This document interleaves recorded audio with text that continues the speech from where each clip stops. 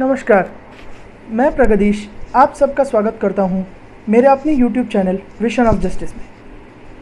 इस चैनल में हम लॉ से रिलेटेड अलग अलग टॉपिक्स पर टाइम पर वीडियो पोस्ट करते रहते हैं ताकि आपको अपने हक की, अपने ड्यूटीज़ की, आपको आपके हक बताने वाले लॉस की सही टाइम पर जानकारी होती रहे और इससे आपको फ़ायदा हो। तो आज के वीडियो में हम आपको सुशांत सिंह राजपूत के केस में सुप्रीम कोर्ट ने जो जजमेंट दिया है उसे समझाएंगे। अब आपको लगा होगा कि ये जजमेंट आपके किस काम आएगा। ये जजमेंट ना सिर्फ सुशांत के केस के लिए बल्कि जनरल में सबके लिए भी फ़ायदेमंद है। तो आज हम आपको इस जजमेंट के बारे में डिटेल में बताएंगे कि कैसे ये ज़रूरी है और कैसे इससे सबका फ़ायदा होने वाला है। तो आइए आगे देखते हैं। तो सुप्रीम कोर्ट ने इस जजमेंट में कुछ ज़रूरी पॉइंट्स को सामने रखा है और इनको एक्सप्लेन किया है। सुशांत का केस सीबीआई को हैंडओवर कर दिया गया है और अब सीबीआई इसकी पूरी जांच करेगी। ना सिर्फ इस केस की, इस केस से जुड़कर अगर आगे कोई केस रजिस्टर करना पड़ा इस केस से जुड़ा हुआ तो उसकी इंक्वायरी भी सीबीआई ही करेगी। तो आइए देखते हैं कि सुप्रीम कोर्ट ने कौन से पॉइंट्स को मेंशन किया था। पहला ये है कि मुंबई पुलिस ने अभी तक सुशांत के मौत से संबंधित केस में एफआईआर फाइल नहीं किया है। किसी भी केस को शुरू करने के लिए एफआईआर बहुत ज़रूरी होता है। अगर एफआईआर नहीं तो चार्जशीट नहीं, तो फिर कोर्ट में ट्रायल भी नहीं, सुनवाई भी नहीं, एक्यूज्ड को सज़ा भी नहीं। और सबसे पहला एफआईआर सुशांत से जुड़ा हुआ वही फाइल हुआ था बिहार में। और क्योंकि बिहार में एफआईआर फाइल होने से पहले यहाँ मुंबई में कोई एफआईआर फाइल नहीं हुआ था, इसलिए ये केस सीबीआई को ही इन्वेस्टिगेट करना होगा और ये इन्वेस्टिगेशन 100% वैलिड होगी।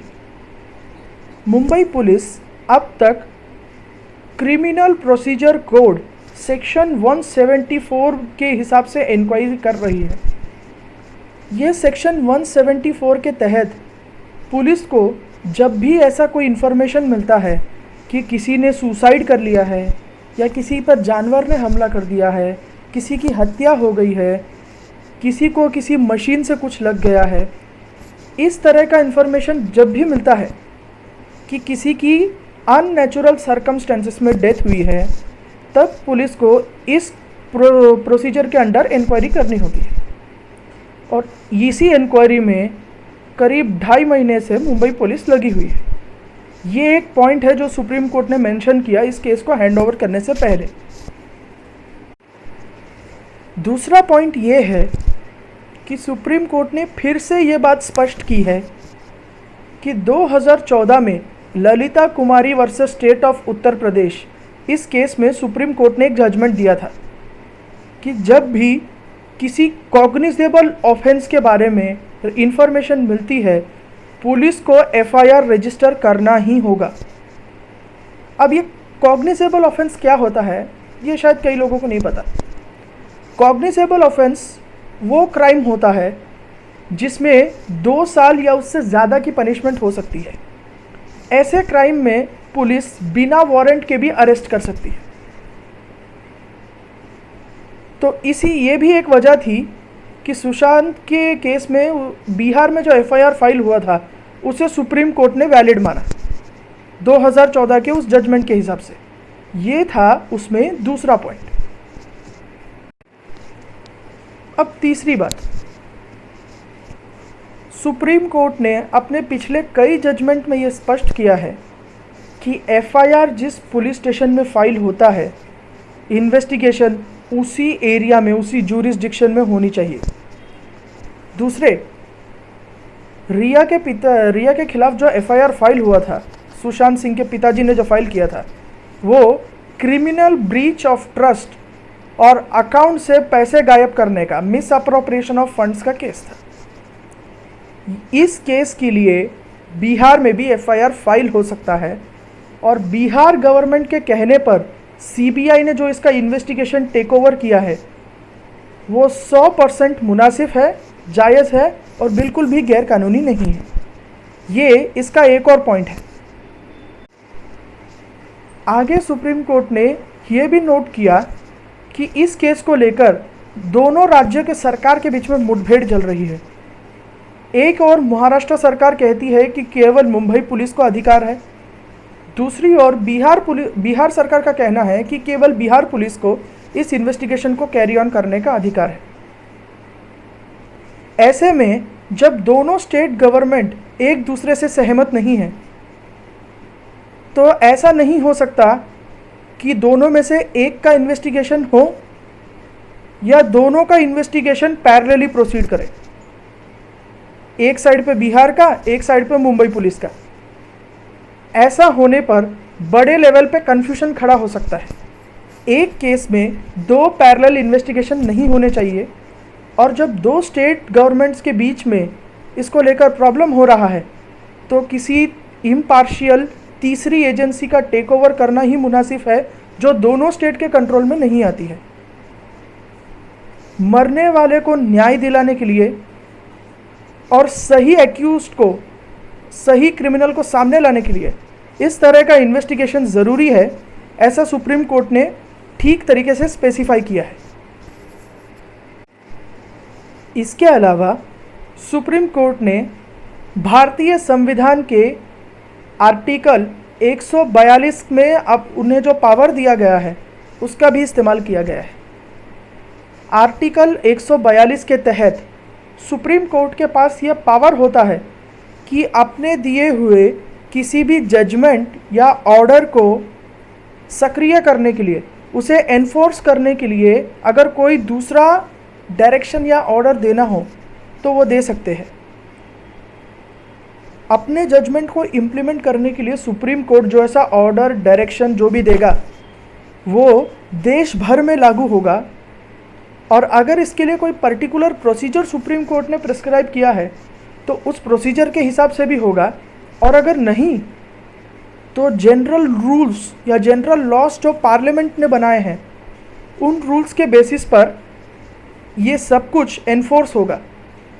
सुप्रीम कोर्ट जो भी ऑर्डर इस आर्टिकल 142 के अंडर देता है वो जस्टिस करने के लिए, मृतक व्यक्ति के साथ न्याय करने के लिए हो सकता है और सुप्रीम कोर्ट ने अपने इसी पावर का इस्तेमाल करके ये भी ऑर्डर दिया है कि सुशांत के केस का ही नहीं, इस केस को इन्वेस्टिगेट करते हुए सीबीआई के सामने अगर कोई ऐसी चीज़ आ जाए, कोई ऐसा एविडेंस या रिपोर्ट या कुछ भी मिल जाए जिससे एक और केस रजिस्टर करना ज़रूरी हो जाए तो सुशांत के डेथ के केस के साथ साथ इसमें आगे जो कोई भी केस रजिस्टर होगा उसका भी इन्वेस्टिगेशन सीबीआई ही करेगी ताकि सच का पता लगाया जा सके।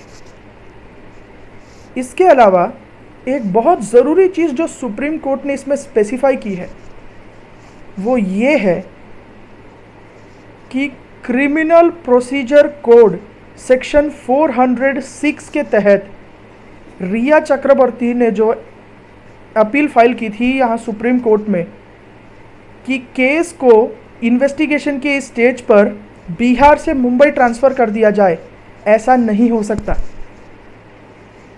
उन्होंने 1978 में दिए हुए सुप्रीम कोर्ट के ही एक जजमेंट को आधार मानते हुए ये फिर से स्पष्ट किया कि क्रिमिनल प्रोसीजर कोड सेक्शन 406 के अंतर्गत सुप्रीम कोर्ट के पास जो पावर होता है एक केस को एक स्टेट से दूसरे स्टेट में ट्रांसफ़र करने का, उस पावर का इस्तेमाल सिर्फ तभी किया जा सकता है जब केस का ट्रायल कोर्ट में शुरू हो चुका हो, जब वो केस कोर्ट तक पहुंच चुका हो, एफआईआर फाइल हुआ हो और चार्जशीट या तो फाइल हुई हो या ना भी हुई हो, लेकिन केस कोर्ट में पहुंच चुका होना चाहिए। इन्वेस्टिगेशन के स्टेज पर एक केस को एक स्टेट से दूसरे स्टेट ट्रांसफ़र नहीं किया जा सकता, ये भी सुप्रीम कोर्ट ने साफ साफ स्पेसिफाई कर दिया है। तो मैं उम्मीद करता हूँ कि इस वीडियो से आपको एक केस को दूसरे स्टेट में ट्रांसफ़र करने से लेकर जितने भी चीज़ें हैं और सुशांत के केस में जो इन्होंने स्पेसिफाई किया है सुप्रीम कोर्ट ने, वो सही सही से समझ में आ गया होगा।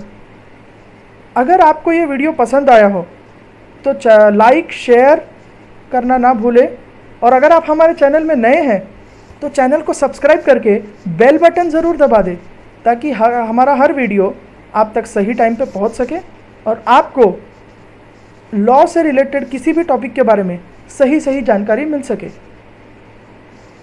हमारे अगले वीडियो में हमें किस टॉपिक पर डालना चाहिए, ये भी आप कमेंट सेक्शन में डाल सकते हैं। धन्यवाद।